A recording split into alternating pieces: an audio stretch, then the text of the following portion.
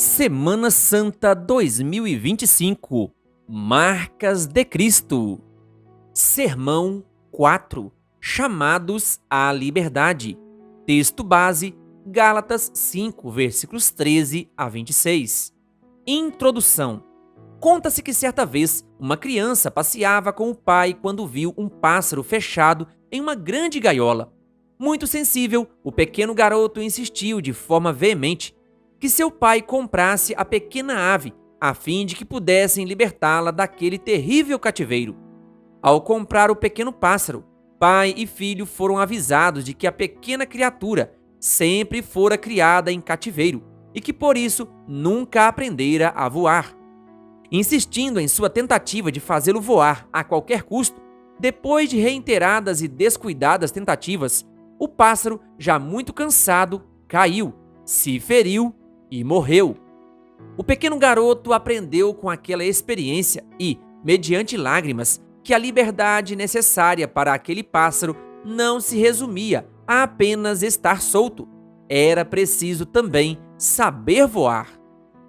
Essa simples história nos lembra a importância de entender bem a liberdade. Liberdade é algo que todos precisam, muitos desejam, poucos usufruem, mas apenas alguns a entendem. Mas afinal, como entender corretamente essa dádiva divina tão essencial que é a liberdade? Há muitos textos bíblicos que tratam do assunto. Um deles é bastante rico em detalhes que podem nos ajudar a compreender o tema do ponto de vista cristão. Leitura de Gálatas 5, versículos 13 a 26. Porque vós, irmãos, fostes chamados à liberdade, porém não useis da liberdade para dar ocasião à carne. Sede antes servos uns dos outros, pelo amor, porque toda a lei se cumpre em um só preceito, a saber, amarás o teu próximo como a ti mesmo. Se vós, porém, vos mordeis e devorais uns aos outros, vede que não sejais mutuamente destruídos. Digo, porém, andai no Espírito e jamais satisfareis a concupiscência da carne, porque a carne milita contra o Espírito, e o Espírito contra a carne, porque são opostos entre si, para que não façais o que, porventura, seja do vosso querer. Mas, se sois guiados pelo Espírito, não estais sob a lei. Ora, as obras da carne são conhecidas e são prostituição, impureza, lascívia, idolatria, feitiçarias, inimizades, porfias, ciúmes, iras, discórdias, dissensões, facções, invejas, bebedices, glutonarias e coisas semelhantes a estas, a respeito das quais eu vos declaro, como já outrora vos preveni, que não herdarão o reino de Deus os que tais coisas praticam. Mas o fruto do Espírito é amor, alegria, paz, longanimidade, benignidade, bondade, fidelidade, mansidão, domínio próprio. Contra estas coisas não há lei. E os que são de Cristo Jesus crucificaram a carne, com as suas paixões e concupiscências. Se vivemos no Espírito, andemos também no Espírito. Não nos deixemos possuir de vanglória, provocando uns aos outros, tendo inveja uns dos outros. O texto que lemos é parte da carta escrita por Paulo aos crentes da província romana de Galácia, possivelmente entre os anos de 48 e 52 d.C. A região abrangia a Pisídia, Isáuria, partes da Licaônia, Panfilha, Panflagônia, Frígia Oriental, o Ponto Polemoniano e a Armênia Menor. A Galácia também foi conhecida como Anatólia Central da Ásia Menor, antes situada na região onde hoje está a Turquia. A economia da região era basicamente rural, sustentada pela pecuária, de pequenos rebanhos, produção de lã, cultivo de uva e de cereais. As igrejas daquela região enfrentavam naquele momento pressões internas e externas que impactavam a ética de vida dos crentes. De um lado, havia um grupo de mestres oposicionistas, judaizantes, que insistiam na prática da circuncisão para os crentes gentios, sob o argumento de que tal obra lhes garantia a salvação. Gálatas 5, versículos 2 a 3. 6, versículo 12, parte A. A esse grupo, Paulo chama de falsos irmãos, que se haviam infiltrado para espreitar a liberdade que temos em Cristo Jesus e nos reduzir à escravidão. Gálatas 2, versículo 4. Por outro lado, os crentes gentios estavam se deixando influenciar com tais argumentos e pressões, para assim não serem perseguidos por causa da cruz de Cristo. Gálatas 6, versículos 12, parte B. Esse grupo, embora amado por Paulo, foi chamado de insensatos por estarem enfeitiçados com as ideias que os afastavam do Evangelho. Gálatas 3, versículos 1 e 3. C. O apóstolo considerava esse cenário algo grave, pois indicava que os dois grupos não entendiam e não praticavam a verdadeira liberdade cristã, a qual deveria ser entendida à luz do processo expiatório, que inclui o sacrifício de Cristo na cruz. Aliás, ao longo da epístola, Paulo menciona Cristo 38 vezes e aponta para a cruz 3 vezes, Gálatas 5, versículos 11, 6, versículos 12 e 14, indicando ser este o contexto para a compreensão da genuína liberdade cristã. D. Observando o texto lido, notam-se 3 importantes verdades sobre a liberdade cristã, as quais tomaremos para guiar nosso estudo sobre o tema.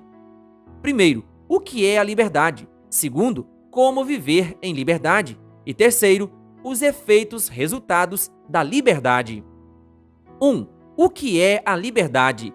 Gálatas 5, versículos 13 a 16.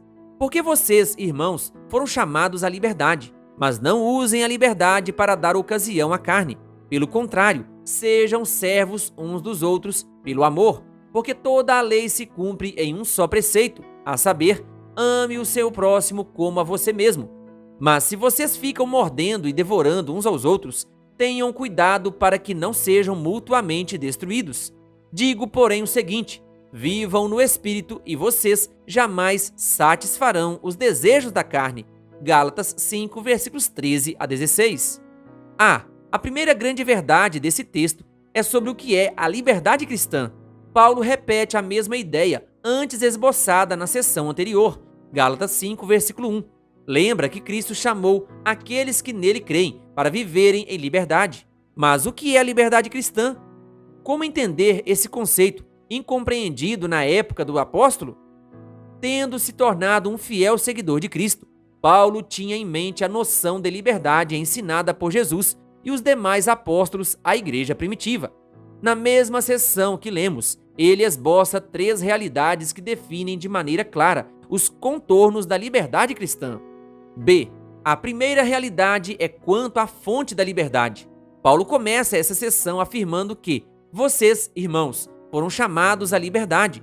Gálatas 5, versículo 13. A questão aqui era entender que quem os chamou à liberdade era o próprio autor e provedor da liberdade.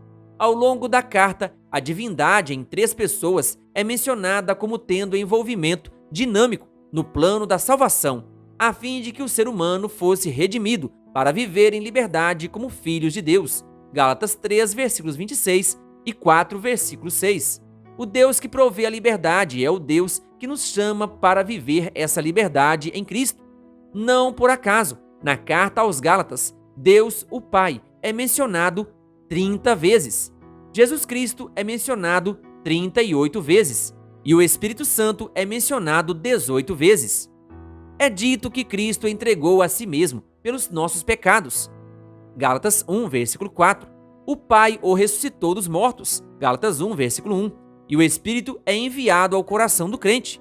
Gálatas 4, versículo 6. E uma vez habitando nele, luta contra a carne. Gálatas 5, versículo 17. Produzindo o fruto do Espírito. Gálatas 5, versículo 22. Cujas sementes testemunham uma vida de liberdade em Cristo. Dessa forma, Paulo sinaliza de maneira clara que a fonte da verdadeira liberdade é o Deus triuno. É o próprio Deus quem provê os meios para vivermos livres em Cristo. C. A segunda realidade é quanto à definição da liberdade. Num contexto de discussão sobre a circuncisão e de desentendimentos entre os crentes, Paulo menciona 2 aspectos para definir a pessoa livre em Cristo. O primeiro é o servir e o segundo é o andar. D. Ao falar do servir, O apóstolo combina 3 termos para definir a pessoa livre em Cristo.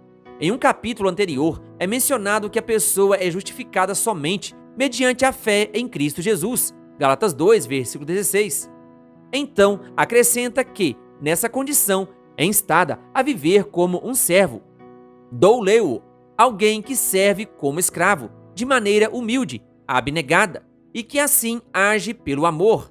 HP, forte consideração e afeição. Gálatas 5, versículo 13, parte C.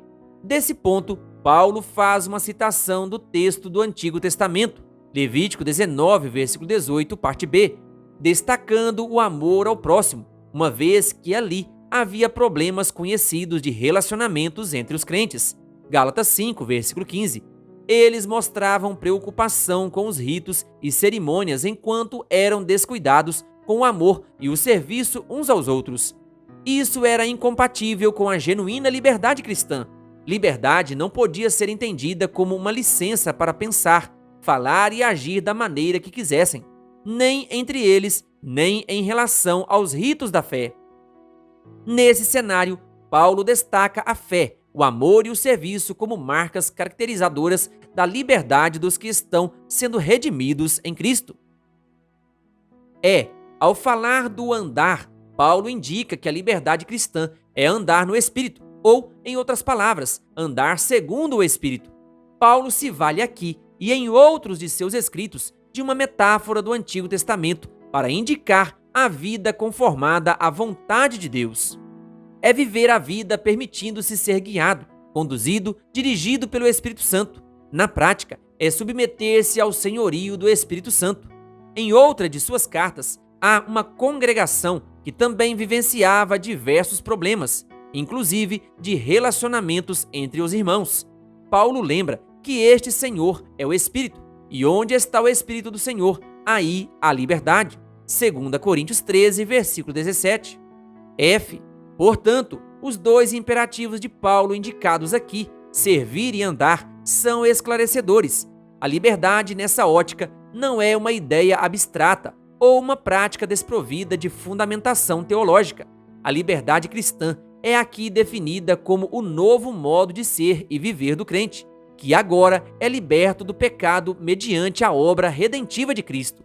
Isso o leva a submeter-se ao senhorio do Espírito Santo, numa vivência o mais próxima possível ao exemplo que Cristo nos deixou. Paulo chama isso de ser uma nova criatura. Gálatas 6, versículo 15. 2.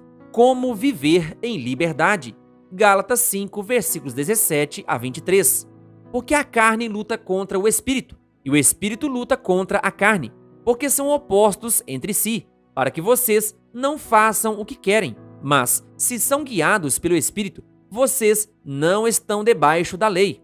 Ora, as obras da carne são conhecidas e são imoralidade sexual, impureza, libertinagem, idolatria, feitiçarias, inimizades, rixas, ciúmes, iras, discórdias, divisões, facções, invejas, bebedeiras, orgias e coisas semelhantes a estas.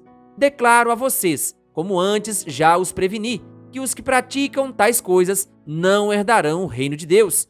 Mas o fruto do Espírito é amor, alegria, paz, longanimidade, benignidade, bondade, fidelidade, mansidão, domínio próprio. Contra estas coisas não há lei. Gálatas 5, versículos 17 a 23. A segunda grande verdade que aprendemos do texto que estamos estudando é como viver a liberdade cristã. Sendo Deus o autor e provedor dessa liberdade, vem dele mesmo a orientação sobre como vivê-la de maneira apropriada. Paulo ensina em 3 pontos como os filhos de Deus podem viver melhor a liberdade. Primeiro ponto: para viver a liberdade cristã, é preciso ter consciência do grande conflito que a envolve. O apóstolo declara que a carne luta contra o Espírito e o Espírito luta contra a carne, porque são opostos entre si. Gálatas 5, versículo 17. O termo grego aqui usado para carne é sarx, e nesse contexto indica o ser humano degradado pelo pecado, com sua natureza tendenciosamente má e inclinada ao erro. Tal humanidade é fraca e propensa a distorcer o sentido da liberdade e usá-la de maneira equivocada. Já o termo espírito, no grego pneumatos, nesse contexto indica a pessoa do Espírito Santo. É a pessoa da divindade que, no plano da redenção, assumiu a missão de operar para a conversão do pecador e guiar os crentes em sua jornada de vida e liberdade cristã. Segundo Paulo, a carne humana pecaminosa, que reside em toda pessoa, e o espírito, que opera na consciência a fim de transformá-la a partir da renovação da mente, Romanos 12, versículo 1 e 2, são declaradamente opostos. Anti-queimai, hostis, adversários, oponentes, entre si. Ver também Romanos 8, versículos 5 a 9. Por isso, um luta contra o outro. Epitmei kata. Um intenciona, deseja, objetiva intensamente de forma oposta e contrária, inconciliável em relação ao outro. Por isso, há um conflito de liberdade na vida das pessoas. Ver Romanos 7, versículos 7 a 25. Ou a liberdade é deturpada quando usada segundo as obras da carne, ou é legítima quando vivenciada segundo o fruto do Espírito. C. Segundo ponto, viver a liberdade cristã implica em rejeitar as obras da carne. As obras da carne representam os modelos alternativos de vida baseados numa distorção da compreensão e experiência da liberdade. O mundo pecaminoso oferece essas rotas alternativas para seduzir e reescravizar o ser humano ao pecado.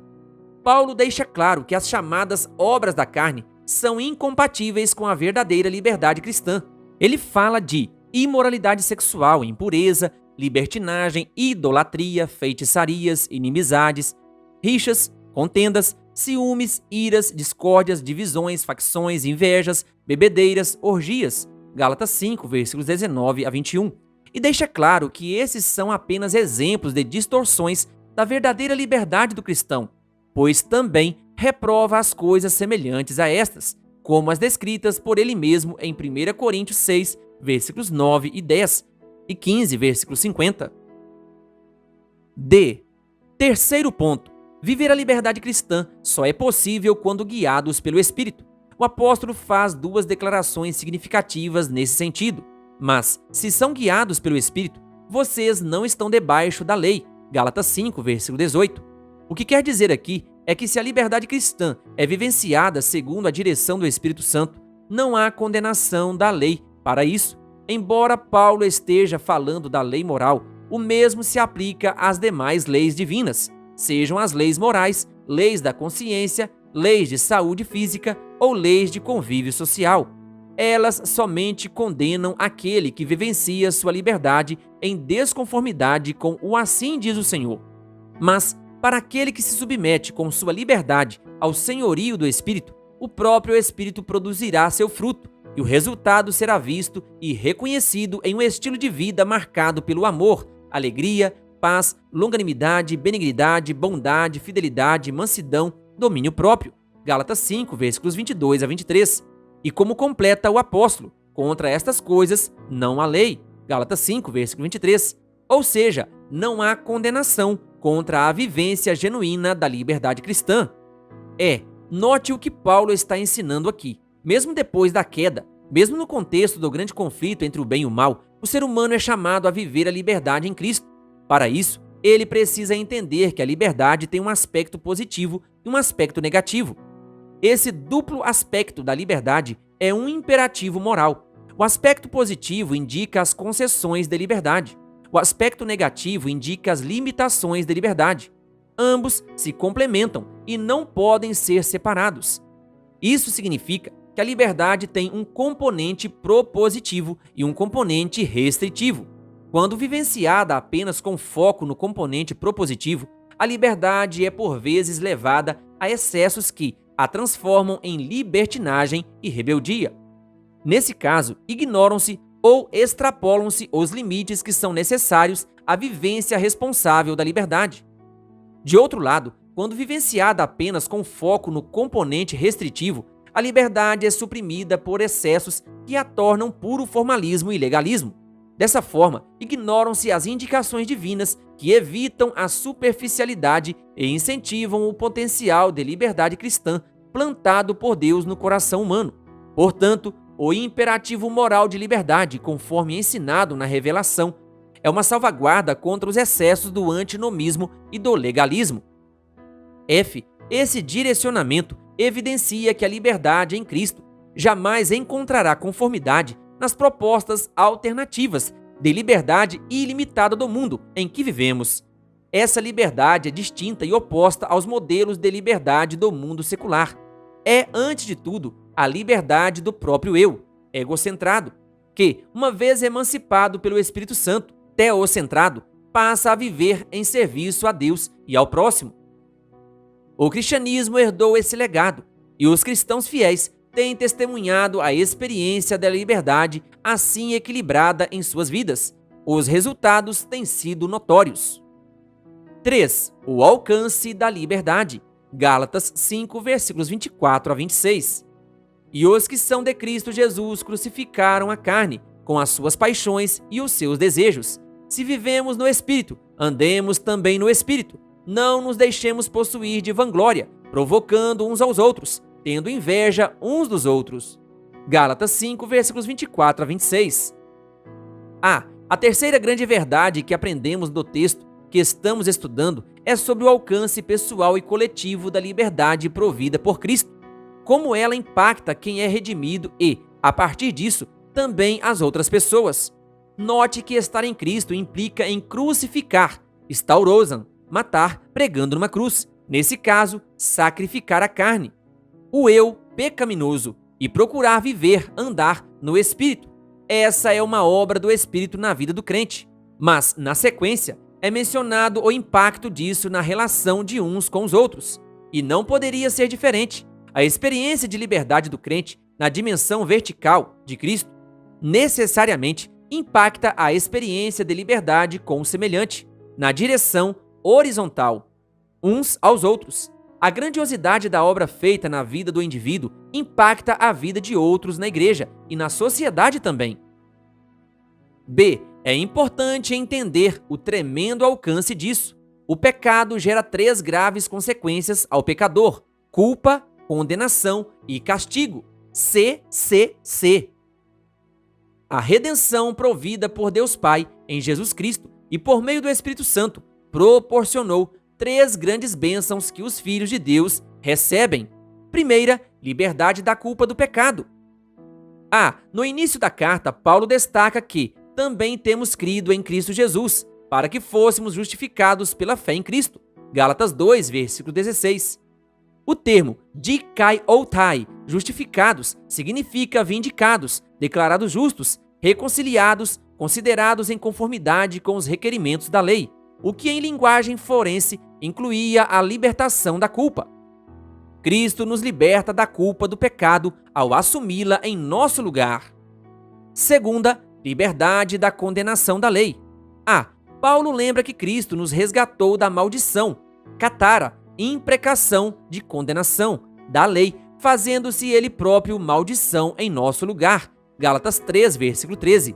Isso porque, quando chegou a plenitude do tempo, Deus enviou o seu Filho, nascido de mulher, nascido sob a lei, para resgatar os que estavam sob a lei, a fim de que recebêssemos a adoção de filhos. Gálatas 4, versículos 4 e 5. Por isso, se são guiados pelo Espírito, vocês não estão debaixo da lei. Gálatas 5, versículo 18. Cristo nos libertou da maldição, condenação da lei, assumindo a condenação que era nossa. Deu-nos a condição de seus filhos, a fim de podermos viver essa liberdade segundo a direção do Espírito Santo, e assim não estarmos mais sob a condenação da lei. Conferir Romanos 6, versículo 14 e 8, versículo 14.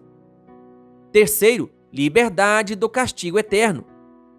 Ao recordar as obras da carne, Gálatas 5, versículo 19, Paulo menciona que os que praticam tais coisas não herdarão o reino de Deus. Gálatas 5, versículo 21. A implicação disso é que os que se deixam guiar pelo Espírito Santo e vivenciam sua liberdade em Cristo experimentam agora o fruto do Espírito. Gálatas 5, versículo 22. E no futuro tomarão posse da herança do reino celestial de Deus, conhecida como vida eterna. Conferir 1 Coríntios 6, versículos 9 e 10. Essa é a liberdade do castigo eterno. B. Como resultado do recebimento e da vivência de tão grande dádiva de liberdade, o crente passa a viver não mais para si mesmo, mas para amar e servir a Deus, o seu libertador, e ao semelhante, com quem deve compartilhar sua liberdade. C. O mundo vem conhecendo essa liberdade por meio dos fiéis servos do Senhor, à medida que foi sendo revelada por Deus desde os primeiros pais, passando pelos patriarcas e profetas, e mais tarde testemunhada por Jesus, os apóstolos e seus discípulos. Essa é a liberdade que possibilitou às nações grandes conquistas que ainda hoje beneficiam cristãos e não cristãos mundo afora. Esse é o modelo de liberdade que inspirou testemunhos e conquistas como 1. As liberdades civis. Liberdade de pensamento, conhecimento, expressão, comunicação, locomoção, convívio pacífico, trabalho, propriedade, assistência, educação e etc. Basta se lembrar, formulação de documentos de liberdade como a Magna Carta de 1215, a Declaração Americana de Independência de 1776, assim como a Declaração Universal dos Direitos Humanos da ONU de 1948 e a Convenção Americana de Direitos Humanos de 1969, campanhas de abolição da escravidão e discriminação racial, como as que foram feitas por meio de líderes cristãos como Richard Baxter, John Wesley, John Newton, William Wilberforce e Martin Luther King Jr. A promoção dos assim chamados Estatutos de Cidadania, destinados à valorização e proteção de públicos específicos, como os portadores de necessidades especiais, crianças e adolescentes, idosos e refugiados. 2. As liberdades políticas, como direito ao voto, representatividade, manifestação popular, alternância no poder. 3. A liberdade religiosa, associação, reunião, consciência, culto e crença. 4. Todas essas iniciativas, historicamente, tiveram origem com pessoas cristãs e foram iniciadas e promovidas a partir de países cristãos e dali disseminadas ao mundo. Embora possam ter sido objeto de distorções pontuais, permanecem como um legado cristão de liberdade a toda a humanidade. Conclusão. A. Voltando à história do início, assim como aquele pássaro, precisamos ser libertados e precisamos também aprender a viver em liberdade. Para isso, Jesus veio. Se Jesus não tivesse nascido, não teríamos esperança de resgate. Se Jesus não tivesse vivido, não teríamos um exemplo de vida. Se Jesus não tivesse morrido vicariamente, não teríamos um substituto. Se Jesus não tivesse ascendido, não teríamos a expectativa da sua volta. Se Jesus não tivesse sido entronizado, não teríamos um intercessor. Se Jesus não tivesse iniciado o juízo investigativo, não teríamos vindicação. Se Jesus não tivesse que concluir sua obra, não teríamos novos céus e nova terra. Se Jesus não tivesse feito tudo isso, não teríamos a experiência da redenção. Se Jesus não fosse quem ele é e não fizesse o que ele fez, faz e ainda fará, não conheceríamos o que é a verdadeira liberdade. B. Meus irmãos e amigos, o Senhor Deus amorosamente ainda está nos oferecendo hoje a liberdade que só Ele pode dar, a verdadeira e única liberdade que dá sentido à vida, que proporciona ao ser humano experimentar uma vida plena de sentido agora e no futuro a vida eterna. A liberdade da culpa, da condenação e do castigo do pecado.